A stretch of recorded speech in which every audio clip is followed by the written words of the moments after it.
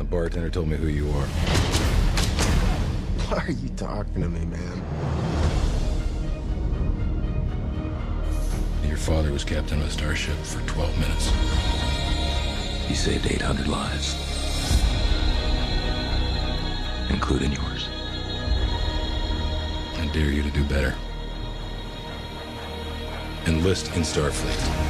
I am not a nerd or a Trekkie, so I will just come right out and admit that I just thought this movie was all right. You don't belong here, but you're right. Well, I mean, I don't call myself a Trekkie. I love the original Star Trek. Yeah. And I mean, this wasn't, it's not bad. I mean, it's not embarrassing. It feels like a CW type attempt at making Star Trek over again. So I guess if you're really into Star Trek, then... I mean, I'm really into Star Trek, and I just felt like, are you really going to throw all these catchphrases in and all this? Yeah, okay. Wasn't really impressed overall. I'm like, I guess you're kind of Bones and you're kind of Spock, but, But that's what it seemed like. They were doing bad imitations. Yeah. And they had just big box of phrases that they just dumped in here, and they said that's it. In So, fact, I don't understand, Carlo, because you famously adore this film. I think you even said it was better than Wrath of Khan, which is... No, I said it's almost as good as Wrath of Khan. I never said that it's better than Wrath of Khan. I just, you must think we're insane or something, because I remember you going off saying, there's no way you're going to not like this movie. I'm surprised and yet not surprised at the same time. I mean, I just love the hell out of this film. You're not surprised? Why? Because this isn't the first time that I've seen a really great movie and really loved the hell out of it, and you guys are like, you know what, it's just kind of okay. I'm almost tempted at this point to keep this ruse. I know. No. The reason why I'm unemotional about this is it's like everybody keeps looking at me. I know. I say something. It's like, no, these guys are full of shit. They really love the fuck out of the movie, and they're just going to get a rise out of me, and I will not stand for that. So come on, how fucking badass was that movie? No, man, it was. It was off the charts. Yeah, it really was. It was totally off the charts. I think I was going in with the most serious eye because I'm a huge Trek fan. Yeah, dude. I know. Even when I was saying hey man, it looks like it's gonna be good. You were like, this ain't the Kirk and Spock I grew up with. I don't know what this shit is. As Carlisle said to me before, he's like, don't worry, all that shit that looks weird in the trailer, you're like, well, that doesn't make sense. It makes sense in the movie, and he's absolutely right. They came up with an intelligent, cool way in the plot to make the differences make sense, and to allow you to acknowledge that it's a completely new story and not feel like we're locked into something like with the prequels where it's like, oh, I know this guy dies in the future, or I know this character lives to be, to go on to do this.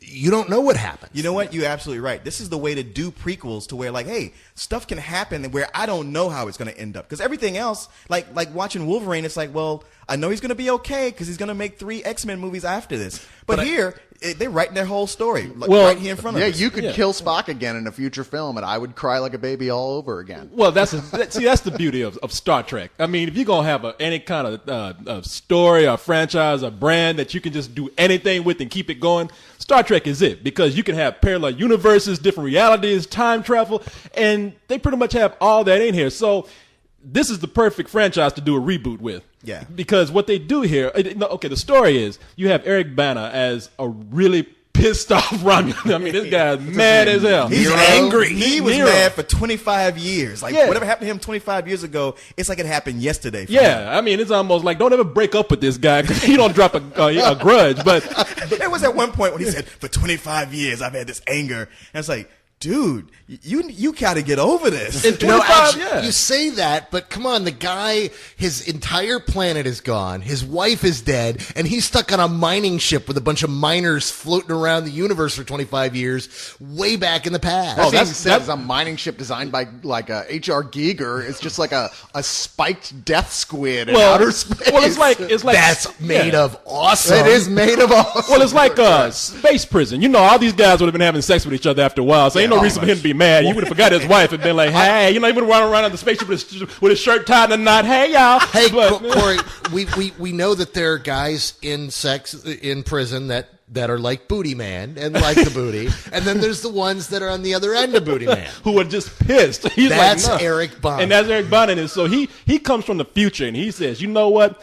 the Vulcans, especially Spock. That motherfucker was supposed to save my planet. He didn't do it. So I'm coming back and taking my shit out of all y'all in the Federation. I'm destroying all planets. And that's what he comes back to do. He just didn't have a lot else to do, though, to be honest. I mean, did you see they had all tattooed their faces? How bored do you have to be to tattoo your face? Well, yeah, apparently Mike Tyson. Yeah, I was about to say the same tattoo artist that got Mike Tyson is in the future too. Yeah, so, so in addition to this, since he's come back in time, this is back in time, and it's also, I would dare say, a parallel universe. So we kickstart again the whole story of not only James T. Kirk, but pretty much the whole crew of the Enterprise that we've come to all know and love. It changes all the rules because right from the beginning, we're starting from Kirk's birth, and his mom and him barely get away, and the beginning of the movie is the death of Kirk's father, something that did not happen in the regular continuity. Right. This guy came back and changed everything, which meant that 25 years later when the movie picks up again,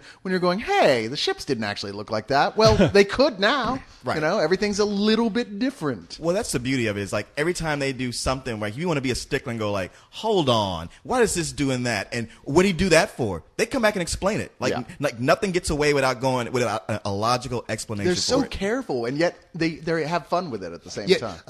This is what you get when you have a Star Trek movie written by the guys who write Lost. Yeah. I mean, this is exactly what it is. It's the guys who write Lost saying, we're going to make a really badass Star Trek movie, and they do. And I just want to bring this up. How awesome were those spaceship battles? Yeah, they were pretty Oh, awesome. yeah. Oh, yeah, from the beginning. I mean, the movie pretty much starts like out of the credits. A ship comes out and just starts blasting at the audience. That was the thing. My biggest problem with Star Trek growing up was, they would do it like naval battles, except it was like static naval battles. It's two ships would face each other and just look at each other, and then one captain would go fire, and then they would raise shields, but they're still just sitting there. And in this movie, they're like moving around and flying and dealing with momentum, and ships are like ripping through other battles. ships. Yeah, it's filmed so differently than the other Trek films too. Well, usually the camera is so static in those Trek films, and here it's just swooping and diving and just having more fun than anybody else. Oh yeah, no, and you're right. I mean, in the old Star Trek, it might as well have been like Captain Kirk sitting next to a Romulan were they playing Battleship? Oh yeah, I was about to say it could be Kirk sitting next to a Klingon, and they're like D4 F12. Oh, you sank my starship. but hey, you got to give it to the series back then. That's the technology they had. Now today, if they're going to do a reboot with this, they have the technology to do probably what they want to do back then and have all these incredible battles. And I mean, if you want to go into like what a space opera is, I hate to do this, but I'm going to do it because I mean, you look at something like Star Wars, where they give you these prequels and so-called prequels, and there's really nothing badass about it. You don't care about any of those characters. This is revisiting characters that you love, and I mean, I was almost tearing up just by looking at people. This is what we said walking out of Star Trek when we walked out. Somebody actually said, "Wow, this is exactly what I wished and prayed and dreamed that the prequels were going to be." This is that level. Everything we thought that was. This is how you do it. This is going to piss off George Lucas. I would go so far as to say that watching this now, it's how. It affects you the same way watching the old Star Trek did when you were a kid. It's like this is what you imagine you were seeing. And the thing what I liked in this movie even more than the battles and the special effects was the acting. Yes. I mean, these actors were all so perfectly cast to bring these characters to life. Even if they didn't look like it, they put a lot of work into doing these just right. I mean, like special to Carl Urban as Bones. He was the one who I was like, there's no way Carl Urban is going to be Bones. He was this guy was scary. a Viking. And he was great. I don't need a doctor. Damn it, I am a doctor. You need to get back to your seat. I had one in the bathroom with no windows. I suffer from now. aviophobia. It means fear of dying. Sir, is for something your own that flies. safety, sit down, or else I'll make you sit down. Fine. Thank you. This is Captain Pike. We've been cleared for takeoff. I may throw up on you. I think these things are pretty safe. Don't pander to me, kid. One tiny crack in the hull and our blood boils in 13 seconds. Solar flare might crop up, cook us in our seats. And wait till you're sitting pretty with a case of Andorian shingles. See if you're still so relaxed when your eyeballs are bleeding.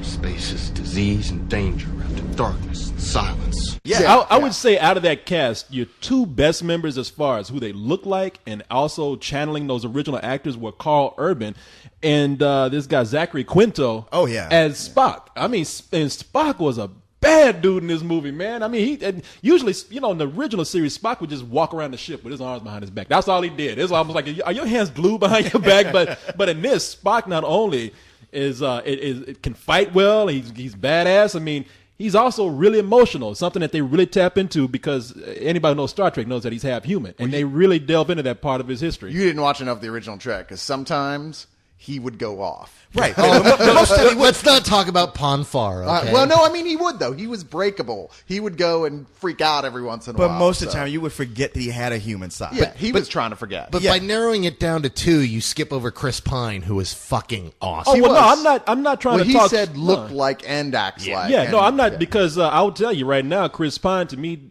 I did not buy him as Kirk throughout that whole movie until the very end. And I'm okay with that. When he because, became Kirk. Well, yeah, when he becomes Kirk, I mean, he got his swagger. Well, they're actually going to make more of these movies, so I don't mind them saying, all right, by the end, this is what this character has evolved into, and I bought it. Whereas all these characters, unlike most of the Trek movies, everyone is actually given something to do that's fun, and they really have their moment in the sun. I mean, even though Simon Pegg's the last one to come in as Scotty, boy, do they have a lot of fun with him at the end. Oh, yeah. But Pine, at first, it's a little off-putting. You're like, he's such a jackass, you know? But then you realize, well, shit, Kirk would have been that jackass. He is that uncontrollable guy. And Spock was the guy who's like, he is so troubled by his human side that he just wants to do everything completely logically. And this is the birth of both those characters, of who they became, really, of that sobering moment early on that birthed their friendship and their ability to run a starship. Another great spin that they put on these characters is that